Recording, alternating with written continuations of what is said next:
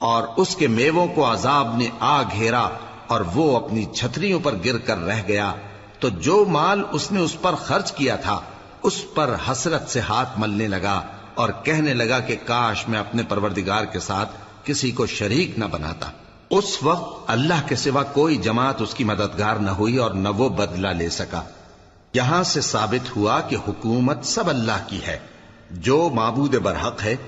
وہی بہترین ثواب عطا کرنے والا اور بہترین انجام لانے والا ہے۔ اور ان سے دنیا کی زندگی کی مثال بھی بیان کر دو کہ وہ ایسی ہے جیسے پانی جسے ہم نے آسمان سے برسایا تو اس کے ساتھ زمین کی پیداوار مل کر نکلی،